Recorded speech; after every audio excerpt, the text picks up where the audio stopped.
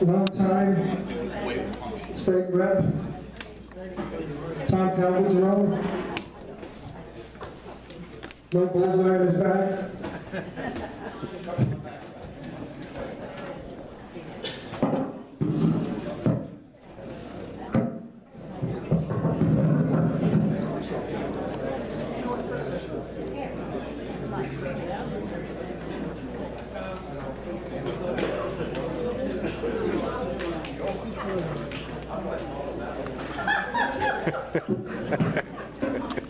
Let me share a couple things with you, on some of the topics that I know you're really interested in.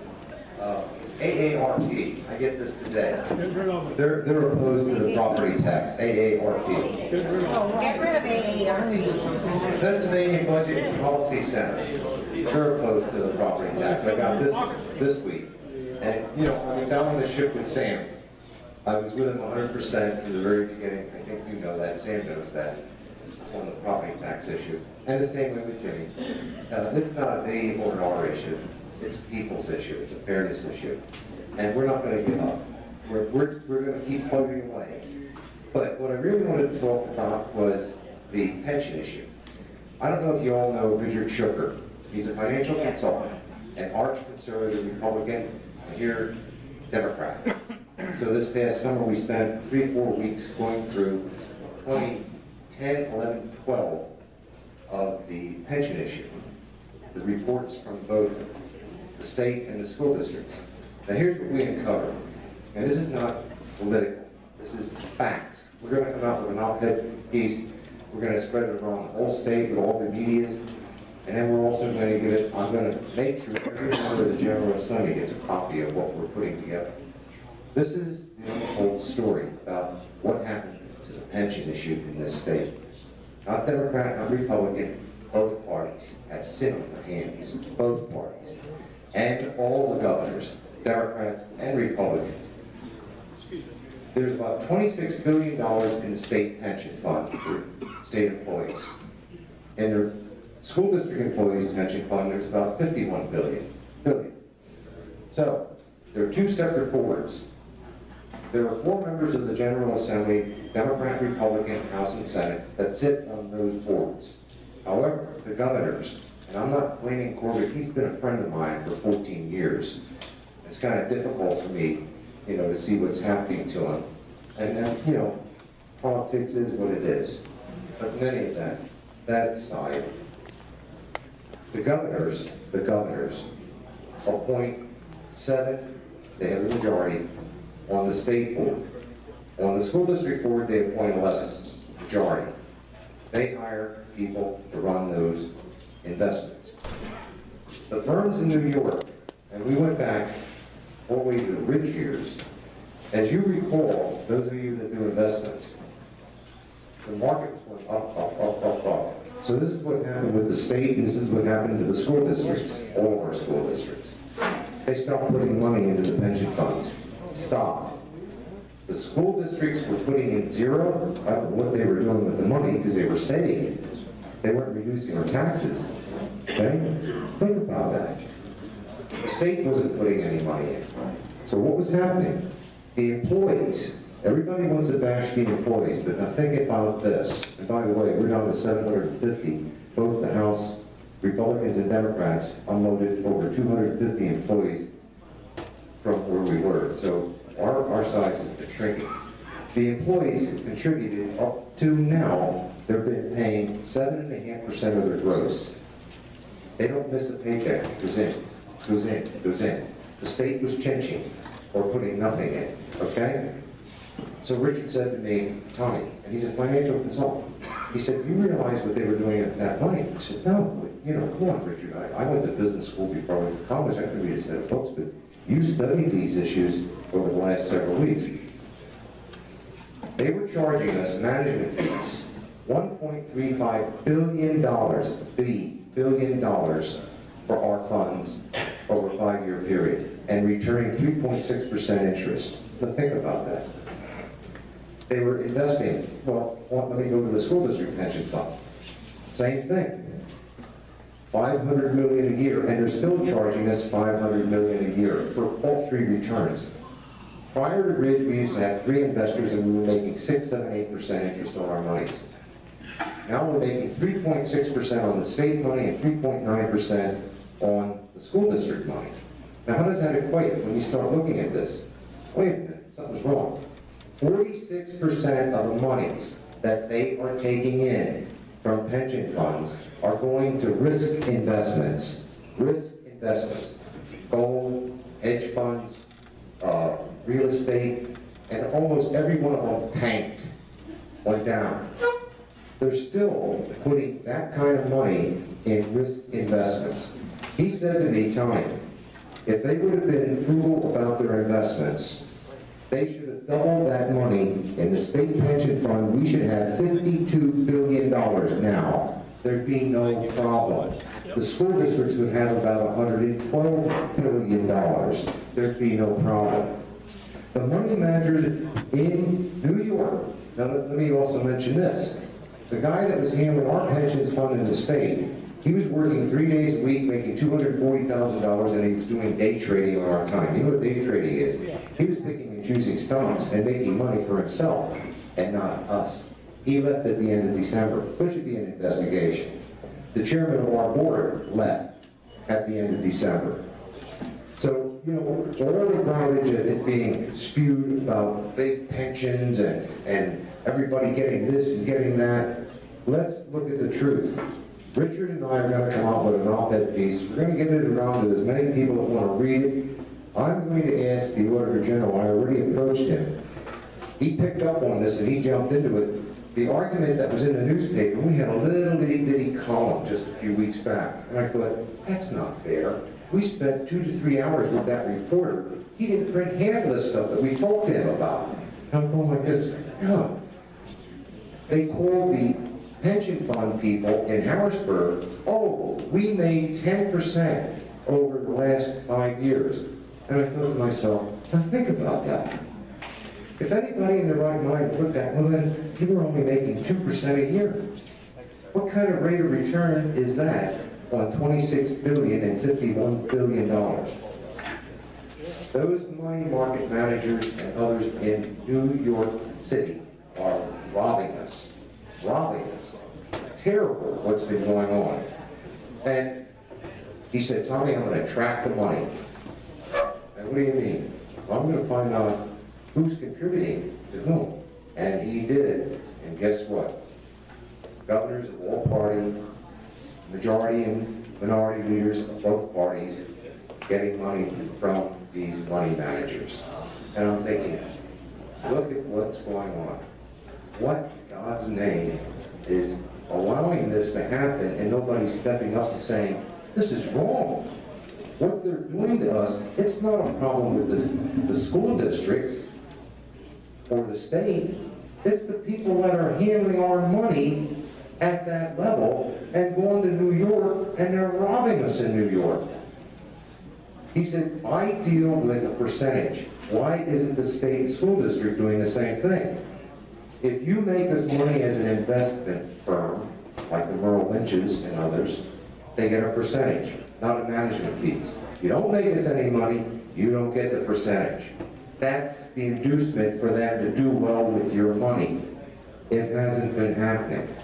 So that's my story. I don't know where I am with my time, but certainly answer any questions that you might have, because we spent quite a few weeks digging into this, and remember what I'm telling you. This is a conservative Republican financial consultant. It's his business.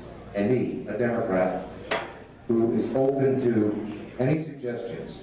You know, I'm pro-gun, and I support, you know, what you all stand for. And as chairman of the judiciary, we haven't taken anybody's rights away. Believe me, trust me. That just ain't gonna happen. But go ahead, I'll answer any question you all have. Yes, sir. When will the public be made aware of what's going on? Well, this is where we're trying to get the story out. What I gave you a thumbnail sketch, because I know time is limited, and I don't want to intrude on anybody else that's going to follow me. But what I want to do, and I said to Richard, we're going to do a nice op-ed piece. And we're going to get it to every major media market throughout the state. Those that want to print it, print it. If they don't want to print it, I'm going to put it in a paper form and make sure every member of the General Assembly, House and Senate, Democrats and Republicans, all 203 are going to get a copy of this. And I'm going to see if they want to do anything about it. My suggestion is turn it over to the Attorney General, turn it over to the Auditor General, investigate, find out what they've been doing with our money and these poor investment practices and these humongous management fees that we're being gouged. That's what I hope to be able to do. Another question here? Yes, sir. Mr. Caltagirone, you said that they're not taking away our rights. I just wanted to let you know I have a baby, my son, he was born 4 months ago. Yes, sir. He was born in St. Joe's. I'm a U.S. veteran, United States Navy. Yes, sir. Sir, when he was born, now, my girl and I are not married, and I don't see any need to be, neither does she. At the same token, we both filled out the paperwork for the birth certificate for our son. The hospital denied me my parental rights. I am not listed on that birth certificate. In order for me to be listed on the birth certificate, I have to fill out the paperwork for domestic relations. Now, when I refused to sign the paperwork, they said to my girl, sign the paperwork and just tell them you don't know who the father is. Now, they're not robbing us, but at the same token, all that money I paid into Social Security, if I die, and this child, I'm not listed as the child's father, what does he get when I'm gone? Nothing. We're being robbed, sir. I'll tell you what, please contact me tomorrow at my office in Reading, and if there's anything I can do to help you, you have my word, I will try to help you. I'm not going to make promises I can't keep, but let me know, and if there's something I can do to help with that, I will. Bye, sir. Right.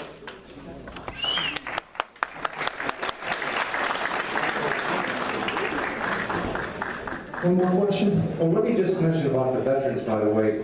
Mark and I, not that we agree on everything, but Mark and I did start up a fund to help the Veterans Memorial in the city, and we're encompassing now the county to restore memorials. We raised over 20-some thousand with the help of the veterans groups, I might add. A lot of the veterans groups did contribute to that. We put up $500 to get it started, and we raised over 20,000. We did the anchor, I think you may have saw that, the Spanish-American War anchor on 11th Street.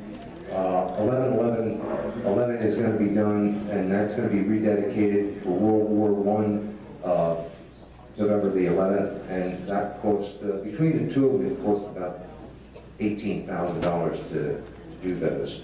And I also helped with the Reaver Memorial over there in Shillington at their war memorial. So we want to take care of those memorials that are gone. So just let you know. Yes, sir. Thank you. That's what- Yes, Representative. My name is Joe Phillips. I'm from Mooresville. My question is, this 70-some billion dollars that you mentioned that's being mismanaged by these fund managers in New York City, Yes, sir. whose responsibility would it ultimately be to take that money and get it into a new management fund? Would it be the legislature or these pension boards? Remember what I had told you about the boards that are made up? You have 4 for the legislature, 2 Ds, 2 Rs, House and Senate. But the majority, to be fair, you know, I'm not throwing stones at any of the governors. Like I said, Ford has been a good friend of mine. I'm not going to bash him. I'm not in that kind of a business to do that to my friends. But the thing is, the governors appoint 7 of the 11 in the state board, and in the school district board, they appoint 11 of the 15. So who has controlling interest? Those boards then hire employees, do the management work of the funds, but then they also have to approve the investments that are made in New York with the investor groups that they deal with, like the Merrill Lynch's and, you know, everyone else. And I looked at that list that Richard prepared, and I just kept shaking my head. I couldn't believe they were approving more and more management fees for losses that they were incurring. I thought to myself, nobody in their right mind would want to invest and do things like that if they were losing money. It just didn't make sense. And why would you continue to go back to the same firms unless, you know, he said, follow the cash, Tommy, follow the campaign contributions, and who they were going to. And I'm embarrassed to say that he was right. He was right. Now, those changes have to occur. We have to have some type of oversight. That's why I'm suggesting the Auditor General and the Attorney General need to take a hard look at what the heck's been going on there. We would not be having these pension problems if they would have been doing the right thing. Frugal, conservative, but good returns. I mean, that's what all of you are probably involved with, either personally in your own personal lives or your business lives. You wouldn't be doing that. You wouldn't be taking those 46% risk investments, and he's documented this. And this is what just blew my mind. I just couldn't believe it. And, you know, they're saying, well, why aren't you legislators taking a closer look at it? Well, you know, I'm chairing the judiciary. We had over 25% of all the bills that were put into this session in these 2 years came to our committee. It takes a lot of work to study each one of those pieces and what you're voting out. We got out over 537 pieces of legislation, Democrats and Republicans. We don't play politics with this committee. My Republican chairman, Ron Marciano, and I are wedded together. The politics, when we sit down, it's outside. We do not do political work when it comes to the judiciary legislation that we deal with. And I really enjoy working with Ron. We get a lot done. With that, any other questions? Yes, sir. Yeah, when are you done, Tom? I'm done. I'm done, brother. Hallelujah. God bless you. Thank you very much.